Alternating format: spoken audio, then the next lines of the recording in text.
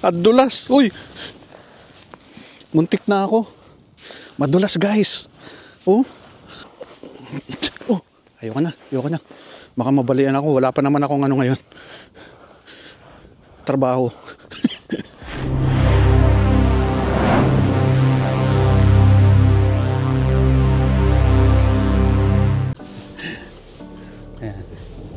Yan. Sabi kasi ni Mrs. habang daw kausap ko kayo dapat habang daw nagpapakita ko yung lugar dapat daw ipakita ko din yung yung mukha ko sa inyo para daw makita nila yung sino yung nagsasalita. Medyo may pagka-introvert tayo guys. So kaya sabi ko sa kanya wala akong masabi minsan kaya ako nahihiya ako magsalita. Sabi niya po ayan. Ayun nga guys, dito sa Finland paulit-ulit pinapakita ko yung mga dito ngayon habang ako naghihintay muna ng work at balak din natin mag-aral pala kasi libre sayang sayang yung dito yung pagkakataon, although mayroon na tayong edad pero lang yan, numbers lang yan. Alagaan lang natin yung sarili natin para, di ba, habang tumataas yung edad panatiliin natin malakas yung katawan natin. Ayun nga, naiiba na naman yung usapan natin. Yun nga, dito sa Finland ako nasa bahay lang muna madalas dahil at eto abala sa pagbablog dahil nga lumipat kami dito at iniwan ko yung trabaho ko doon sa dating lugar. Good thing naman kasi member ako ng union kahit papano yung may financial na pumapasok monthly. Hindi siya ganun kalaki katulad pag nagtatrabaho ka pero at least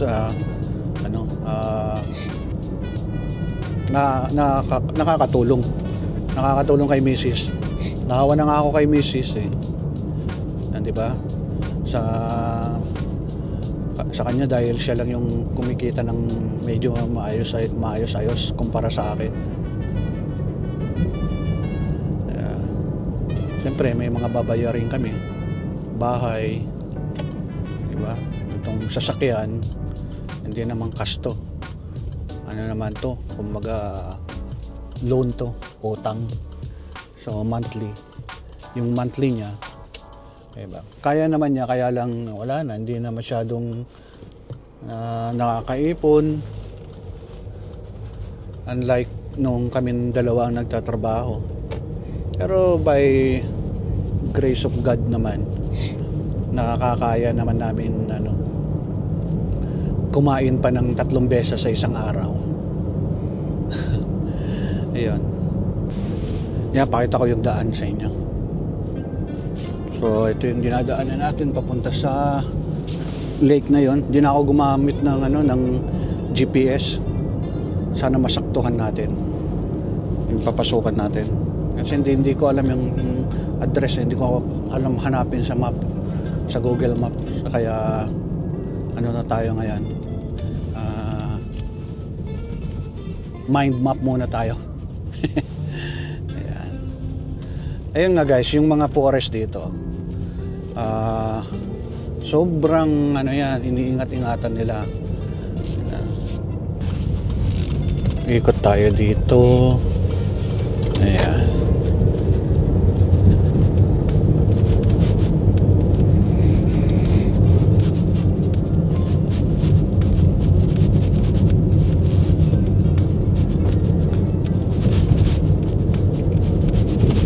Oops. Mali ata ako. Bumalik. Ay, hindi. Mali. Doon sa kabila. Nawawala tayo Balik tayo. Balik. Parang lumakas yung hatak ng sasakyan. Parang nanibago ako. Oh. wala namang error, okay naman lahat.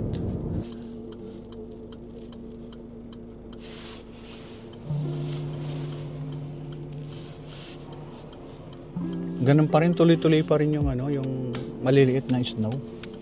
May mga nahuhulog pa rin.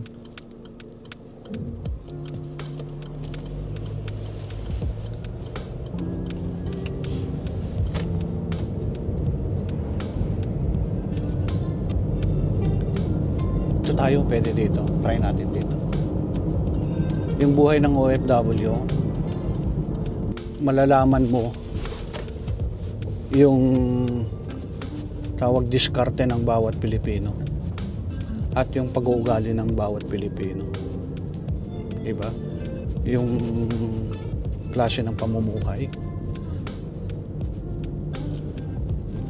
Alam mo, pag ganyan na mga lugar na Canada, Europe, USA, talagang yan, medyo hindi siya ganong nag-e-enjoy ka, pero yung easy ng buhay na pa-easy ka lang, kailangan talaga magtrabaho. Pag kinukumpara ko nga yung buhay namin sa dati, Saudi Arabia, yung masasabi kong doon, pwedeng pa-easy lang. Kasi napaka doon I mean, kumikita, trabaho ka lang, kumikita ka ng maayos. Tapos, saan ba tayo ngayon? Doon tax free. Yung mga nabibili, pero mga sa pagkain, mga ibang wala, hindi ganung kataas ang, tama ba? Basta alam ko dati, yung una kasi tax free siya. Tapos, biglang nag-change nung mga after pandemic. Nag-change siya na nagkaroon ng tax na sa mga restaurant. Pero sa sahod, parang wala yata. Hindi ko napapansin Parang wala Balik tayo guys, napalayo tayo. Ano ba yan? Doon pa tayo sa susunod na lili ko. Yun. Simple lang doon kasi comment dyan yung mga ex-Saudi, ex-Middle East. Di ba ang mura ng pagkain? Makita mo yung mga pagkain ng mga Arabo, ang dami-dami. Isang plate na ganun na ang daming mga kanin. Kaya namimiss ko dun Tapos yung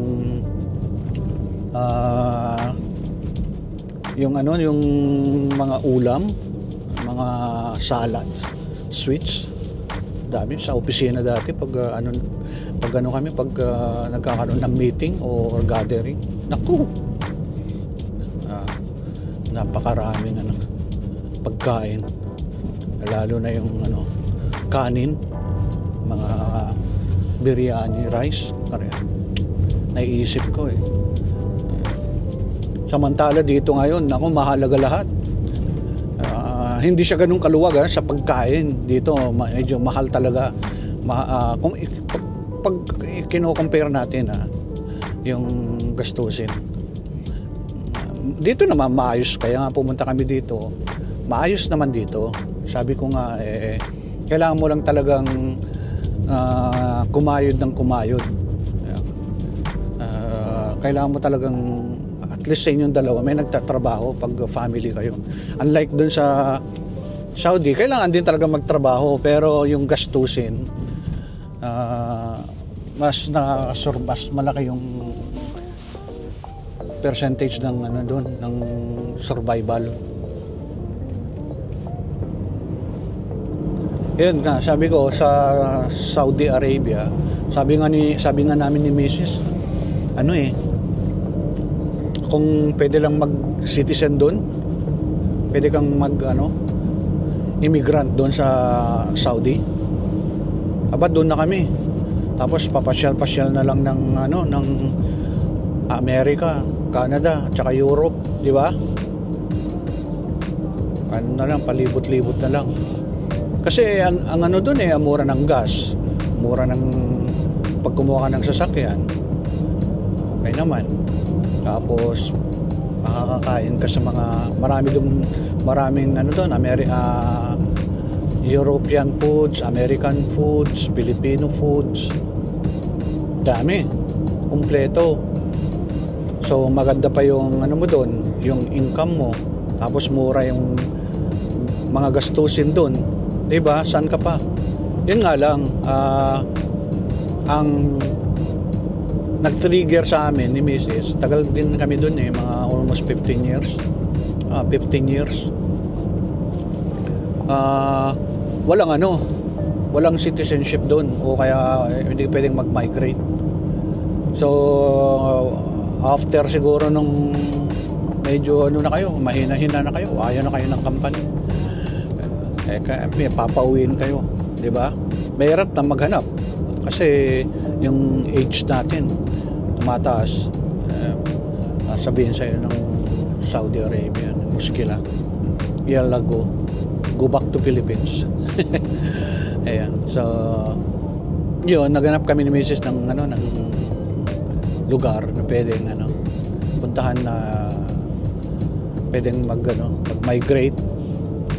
Kasi that time iniisip namin yung pag-aaral ni JM, yung anak namin.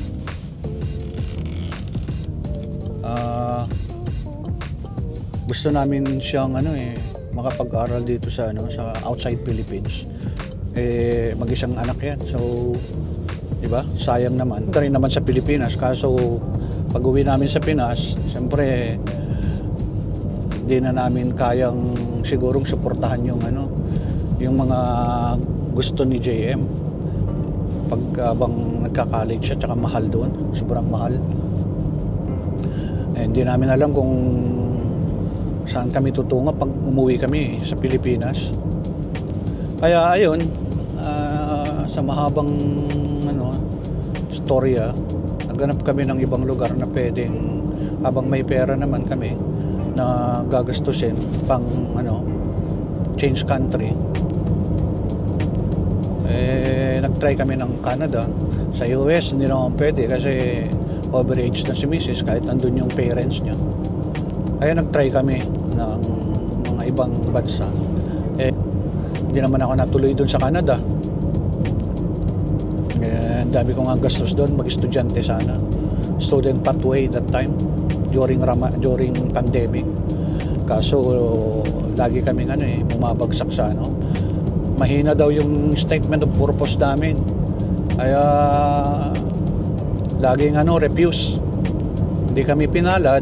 Hindi talaga kami sa Canada. Nag-try kami sa ibang lugar. Hanggang may nakilala ako, katrabaho ko sa Saudi din dati, na napunta rito sa Finland. Nagtanong-tanong ako, kaya yun yung rason kung ba't kami napunta rito. Gusto ko mag-aral ulit dito para sa career level,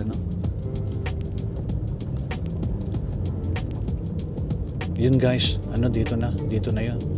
Ay, sa wakas may papakita ko na rin yung isang magandang lake dito sa area namin. Hindi naman siya malapit, kaya lang pag may sasakyan ka, ayos lang. Ayun, Uy, ganda. Ito, ikot lang natin para ayan. See? Hindi na tayo bababa. O bababa pa ba? Sige, try bumaba para may ipakita sa inyo. Pwede ba ipasok diyan ng sasakyan? Pumasok yung inopen. Yun pwede kasi pumasok yun, Yan,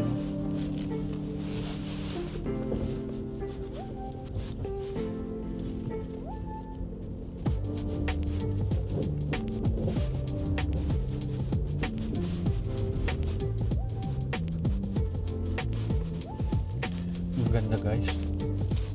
Maganda talaga, Frozen pa rin. Nagkamali ako. Ayun, nakita nyo yun? Nangingisda. Ayun, Meron akong isang batch na ganyan ang ginagawa sa Canada. Si Abe. Shout out sa'yo, Abe. Abelardo. Ang galing mangisda yun, Sa Pilipinas pa lang, galing na, Kaya pinagpatuloy na sa Canada. Lalamin niya na ako napapanood ko nga sa, niya, sa FB niya. Frozen pa rin, guys. Ang ganda ng paligid, oh. Pwede kayo pumunta ron. Uy, madulas.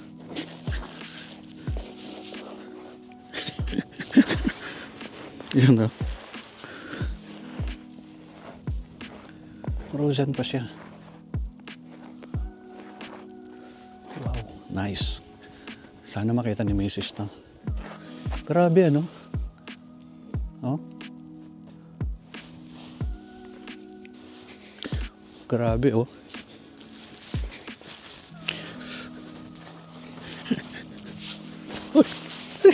Adulas. Adulas. Uy. Muntik na ako. Madulas, guys. Oh. Oh, ayoko na. Baka mabalian ako. Wala pa naman akong ano ngayon. Trabaho. Dapat ganyan. Grabe, oh. Sarap siguro mag-ski dito. Kita nyo? Grabe, ano?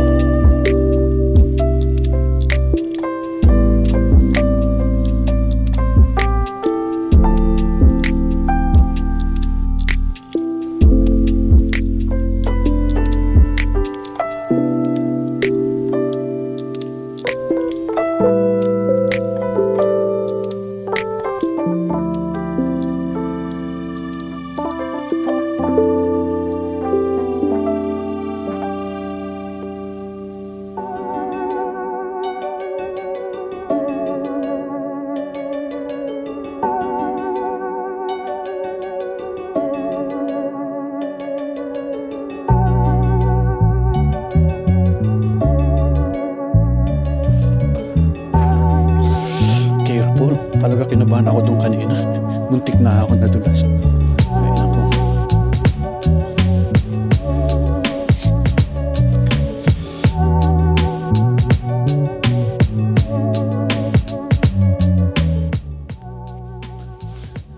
Lamig dito, ah.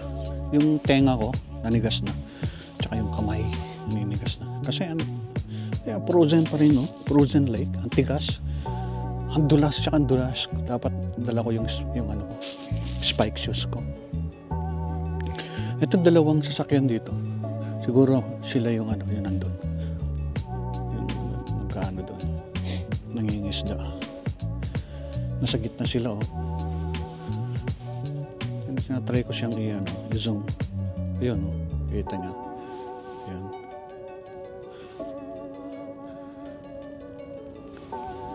Gusto ko rin may experience yan eh. Puro gusto, hindi naman gagawin. Hindi naman ginagawa.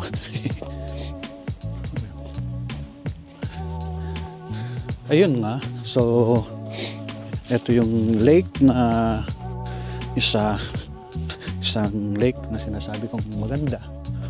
At puntahan pa natin yung isa pa. Meron pang isa eh. Ito yung mga toilet na yan. Mga toilet yan eh. Ano. Ito guys, madulas pa rin to. Ayan. Buti yung gulong ko, ayan, tignan nyo. May mga mga bakal yan. Ayan. Okay, so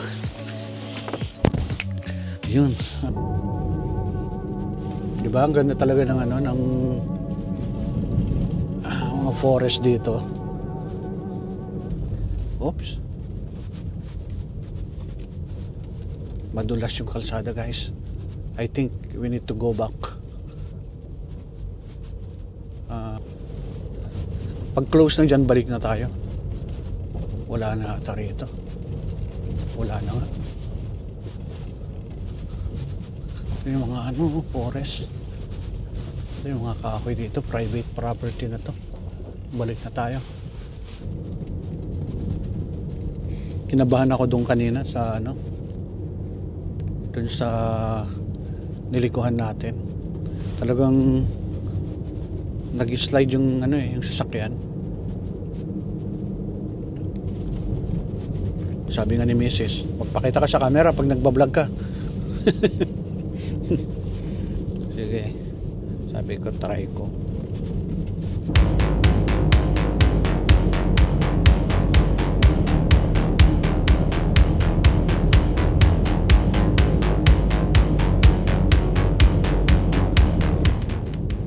Nag-i-start na silang magbungkal dito ng lupa para magtanim. Kasi wala nang hindi na makapalang snow. Patunaw na yung mga snow. Kaya nagsisimula na. Kumaga sa atin nagbubukal ng lupa, mag-aararo. Start na.